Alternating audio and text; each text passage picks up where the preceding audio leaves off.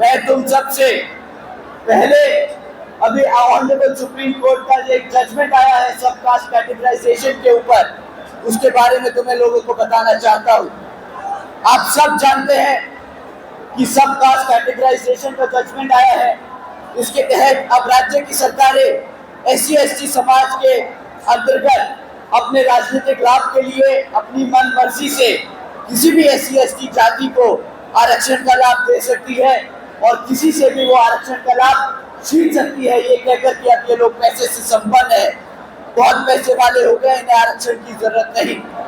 परंतु साथियों, आरक्षण की मूल भावना हमारे यहाँ पर जाट गुर्जर समाज के सभी साथी जानते हैं, हमारे SC समाज के दलित भाई सब जानते हैं कि आरक्षण की मूल भावना प्रतिनिधित्व की है, समाज को एक साथ आगे बढ़ाने की है, हमारे सभी युवा साथियों के साथ साथ बड़े बुजुर्गों को एक साथ आगे बढ़ाने की है। परंतु ये कांग्रेस और भाजपा वाले ये बार बार ये ऐसे जजमेंट इसलिए पास कराते हैं क्योंकि ये हमारे आरक्षण को खत्म करना चाहते हैं, हमारे युवा साथियों को दबाना चाहते हैं, उनको हर कदम पर हमारे आरक्षण से छेड़छाड़ करने का मौका चाहिए। साथियों, आदरणीय बहन जी ने पूछा कि भाई अगर आरक्षण का लाभ सबको जो पैसे से संपन्न हो जाते हैं अगर उनको मिलना बंद हो जाए तो क्या इसका मतलब हमारे समाज के लोगों का अस्तित्व, हमारे समाज के लोगों की स्थिति इतनी बेहतर हो गई कि उनके साथ भेदभाव खत्म हो गया। यहाँ पर बैठे जितने भी सभी समाज के 36 बिरादरी के मेरे भाई हैं, मेरी बहनें हैं, तुम बताओ कि तुम्हारे साथ भेदभाव खत्म हो गया क्या? बताओ साथियों, भेदभाव खत्म हो गया कि नहीं? भेदभाव खत्म हो गया कि नहीं? अगर भेदभाव नहीं खत्म हुआ तो जिन पार्टियों ने तुम्हारे लिए तुम्हारे खिलाफ ये जजमेंट पास कराया है, क्या आप उसको यहाँ पे हल्के में घुसने दोगे? भाजपा कांग्रेस को आने दोगे? अरे मेरे भाइयों, इंडिपेंडेंट कैंडिडेट भी उतारे जा रहे हैं भाजपा और कांग्रेस की ओर से, क्या इनको भी टिकने दोगे? साथियों, ये इंडिपेंडेंट कैंडिडेट्स जो खड़े करे जा रहे हैं, ये हमारे सुंदर भंडारा जी को हराने के लिए, तुम्हारे लोगों का वोट बांटने के लिए ये लोग खड़े करे जा रहे हैं भाजपा और कांग्रेस की ओर से।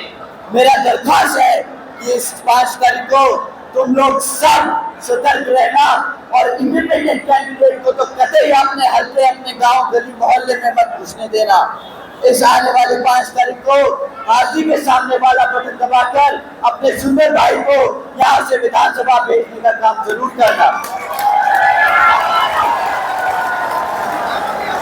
साथियों, ये जजमेंट पास होने पर कांग्रेस से सवाल किया आदरणीय बहन जी ने कि भाई राहुल गांधी जी और कांग्रेस के नेता सब के सब संविधान का किताब दिखाकर आपसे वोट मांग रहे थे, परंतु आप लोगों की जिम्मेदारी बनती है कि जब वोट आपको दे दिया इस समाज में तो आप साथ जब समाज इनका आरक्षण खतरे में है तो इनके लिए आप आवाज उठाओ। परंतु राहुल गांधी जी विदेश जाकर क्या बोलते हैं? राहुल गांधी जी विदेश जाकर कहते हैं कि भाई जिस दिन कांग्रेस पार्टी का अच्छा समय आएगा उस दिन कांग्रेस पार्टी, तुम लोगों ने आज ही जीत बनाने लग रहा है।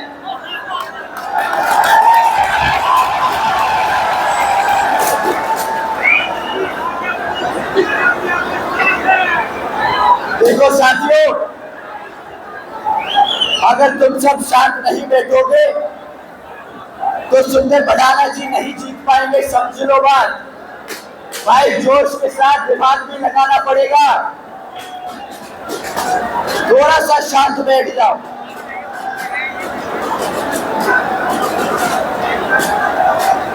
राहुल गांधी जी से जब सवाल किया कि भाई संविधान को बचाने के लिए तुम लोग कहाँ रह गए जब इस समाज ने तुम्हें वोट डाला, तो राहुल गांधी जी विदेश चले गए और बोलते हैं अरे कि जिस दिन कांग्रेस पार्टी का अच्छा समय आएगा उस दिन वो सबसे पहले संविधान में से आरक्षण खत्म करने का काम करेंगे।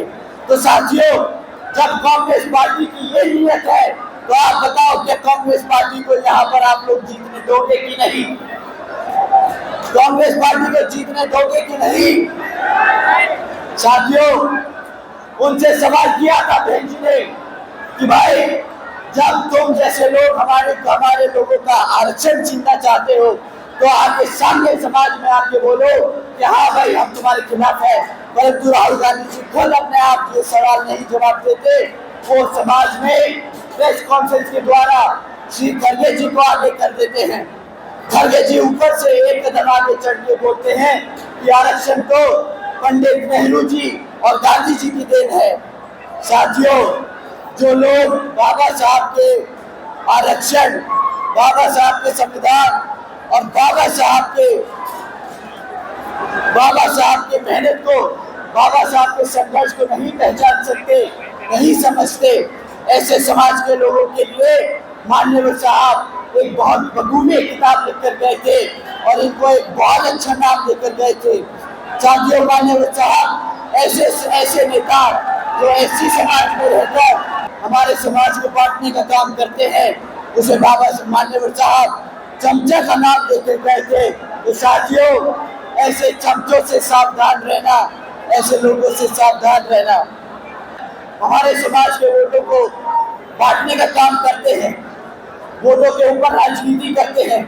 आप उन्हीं का हाल देख लीजिए। आए दिन उनको पार्टी से, मंचों से उतार दिया जाता है, उनको भाषण नहीं देने दिया जाता है, उनको खुलेआम जातिवादी उन पर टिप्पणी की जाती है। साथियों, ऐसे नेता जो ऐसी समाज से जाकर कांग्रेस और भाजपा में बैठते हैं, कांग्रेस और भाजपा ही उनका सम्मान नहीं दे पाती, वो नेता खुद अपना सम्मान नहीं करा पाते, तो वो आपका क्या सम्मान कराएंगे। साथियों, तो मैं आप लोगों से फिर से कहता हूँ कि राहुल गांधी जी, हुड्डा जी, कांग्रेस, भाजपा, आम आदमी पार्टी जैसी पार्टियां दलित विरोधी, ओबीसी समाज विरोधी थे, दलित विरोधी, ओबीसी समाज विरोधी है और दलित विरोधी और ओबीसी समाज विरोधी रहेंगे।